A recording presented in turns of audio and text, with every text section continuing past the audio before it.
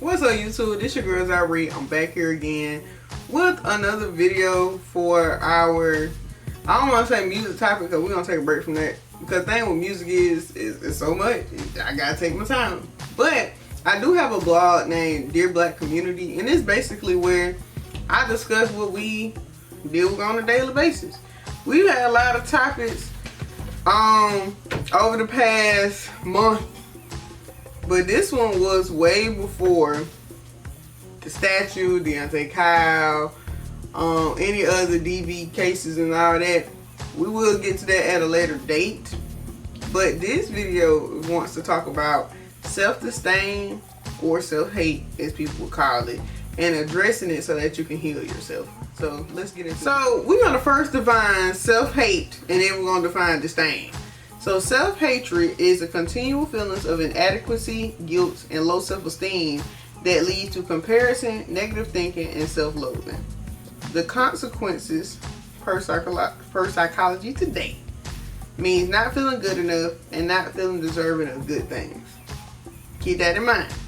Disdain, per Cambridge Dictionary, is defined as the feeling of not liking or something or someone and thinking that it doesn't deserve your interest or respect. And that's why I replace self-hatred with self-disdain, because yes, you might have low self-esteem, but it's because you don't respect it, right? You don't have no type of gratitude, gratefulness, or open-mindedness towards this thing. That's why I switched out the word hatred for disdain, because hatred is very strong. Like, it takes a lot of energy to hate something. I don't got it in me. But let's continue. So what's the problem about self-hatred or disdain? First of all, it starts with our parents. So there's no T, which is time, effort, and attention. And they're not invested or involved into your interests. Number two, the community shuns uniqueness. So we already know within the black community, sometimes when you look too different from the masses, they look at you a little funny. And that's what it is. 3, mass media. The mass media creates a sameness that has to align black people to make this act as one, as a monolith, because the media, which is made by the folks, has tried to assimilate black people to stereotypes that all of us don't fit to. Some may fit and fall to the wayside and others won't. And that's just what it is. So, we're going to address the problems. And the thing is with your parents is, your parents usually haven't expressed all their hobbies and interests either. Probably a lot of our parents ain't never did their interests. Once they had you, it's really just about you. And I think a lot of parents really, they hate parenthood. That's really what it is. Just be honest. Because they go from being irresponsible or responsible enough just about themselves and their significant other to being responsible about how to try to keep somebody from A, not dying, B, teach them some morals, integrity, and principles in the faith-based system, and then trying to show them how the world works. That's a lot of energy, right? And which is one of the reasons I don't have kids and I don't plan on having children, because that's just too much for me. I got the dog. Stormy. Damn it. Say hey, Stormy. Storm just got we both got our hair done. Hey, honey bump. That's why I got a dog. You know what I'm saying? Like, the responsibility ain't that much. Storm know how to go to the bathroom. I didn't train her how to do what I need her to do. And you know what I'm saying? That's all. We don't need to do the most. Okay? So, parents really in survival mode. And if they ain't doing their interest, they gonna halfway care about yours. Unless it's gonna be the interest of something that's gonna make them some ROI, return on investment, which is why they focus a lot on sports. A lot of parents do focus on music, but they like, well, music ain't no real money maker. Or pain ain't no real money maker. And it's not really about the money. It's about what brings you joy and happiness. Community. The community shuns uniqueness. So a lot of times we get our village and we get our other support and familiar support from our community, right? And we know how the community works, especially in the black community. We got friends, and your friends' parents, they support you. And sometimes when you get known in your community, but you're known for something that's, you know, outside outside of the norm, now people picking and poking at you because you do something that don't nobody else do. Then you get judged for doing that. Then so your next thought is, dang, don't nobody like me doing something that I really like doing, so let me change myself so I can do stuff that everybody likes that I do, and I can get the approval and get the high fives and validation from everybody else. And it really don't matter what they think. It's hard to understand it as a child though. So it really doesn't matter. It's either you gonna ride with me where I at, or you ain't gonna ride with me at all. And then you just gotta be able to differentiate the folks that mess with you and folks that don't. Then the mass media. So the mass media, we're gonna talk about, I feel like that's a whole other conversation for today, but I wanted to say like how the media technically is made for the palm color, right? And so they produce content to change narratives of how black people are presented. So the Sambo Road, entertainment is all for their benefit because they need something to basically make a distraction for them from their own miserable lives. That's why black people are so distracted, because they using distraction to distract us from the stuff they've been doing to us underhandedly. And so the media and white people, they study us the whole time. That's all they be doing. They study black people. Cause why they know so much about us, but we don't know that much. Well, we really know a lot about white people. We just don't know much about ourselves, which that's where you need to unlock your consciousness, really. But the media studies the 5W how. Who, what, when, where, why, and how. How they move, why they move, what differentiation of these people, and then how can we change their perception to the world, and then how can we physically and psychologically change our perception of ourselves. That's really what it is. You know what I'm saying? The topic of self-disdain for me is important because we've all had points in our lives where we didn't particularly like ourselves because somebody found somebody else more favorable over you, right? But once you get into self-love, and self-love is not just, oh, I just love myself. Self-love is life. You like where you are, you respect yourself, you give yourself grace, and then even though you may fall, you get back up and you keep trying. That's really self-love.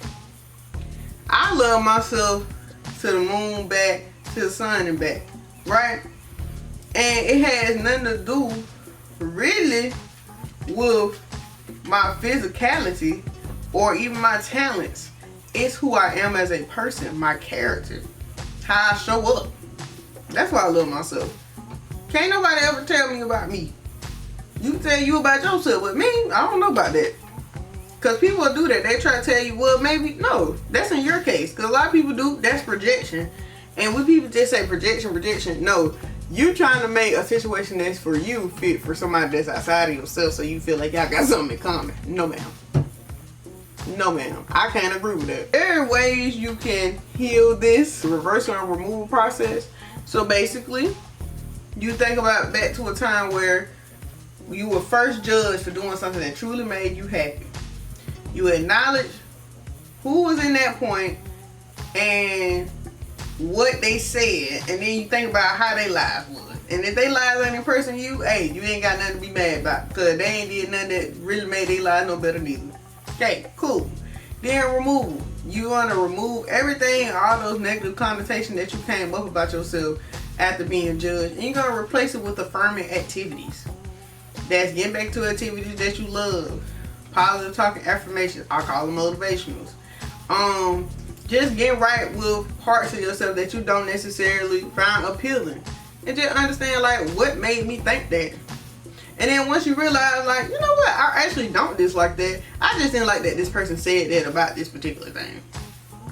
Then you're able to replace that with positive self-talk that you yourself know that you're capable of. Because these folks, they don't know nothing.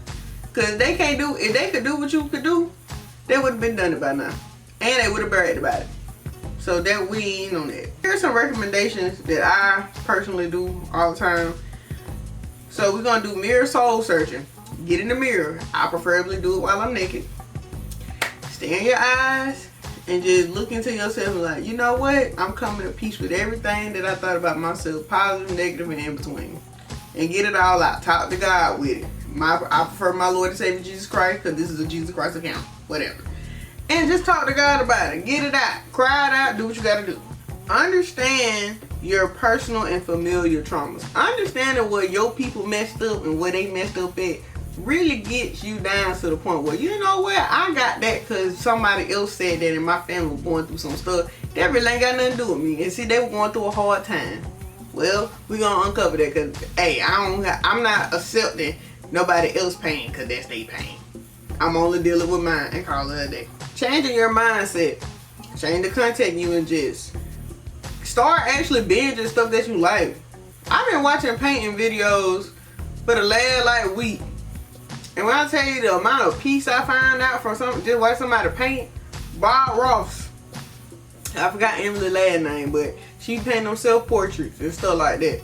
Man, I've been having me a good little time just indulging in my interests. Becoming one with nature. Now, that's a big one for me.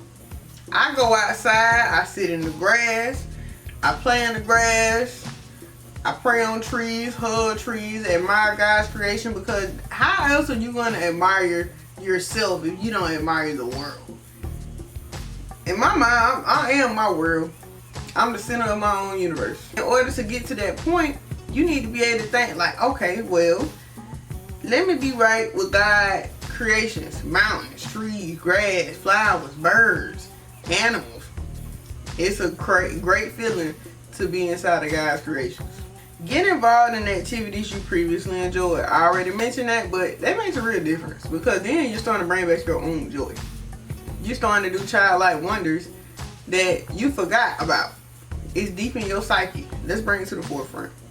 Create a pre and post shower care routine and update your style. Them two, in my opinion, go together because I have a whole shower routine. I got a scrub, I got a nice body wash, nice dry brush for my legs, and then when I get out, I'm oiling myself down, spraying myself down, making sure I smell good so I can feel good, because I know if I smell good, feel good, I'm going to look even better. And then update your style. Update what you want to look like. Hey, I dress how I want to show up. I dress to impress, and the person I'm impressing is myself. Because I look in the mirror like, dang, I got that other thing on, yo. That's how I show up everywhere. Because you can't tell me if I look good. Even when I'm on my little off day, I still look as good as I feel. And we're going to keep that mindset. That's honestly all I had to say about this topic. Honestly, this is a topic that takes time and it takes work to do. It's shadow work. It's literally going into the shadows of your brain and saying, dang, I swept that under the rug. I really need to address the issues that I've been hiding from myself, because it don't do nothing but make you ugly on the outside, and you make people deal with attitudes and unwarranted BS because you want to address stuff that you've been hiding from yourself. You your biggest eye, but that ain't got nothing to do with nobody else. Hope y'all have a blessed day. Stay safe, stay prayed up and out the way, and I'll catch y'all next time. Bye.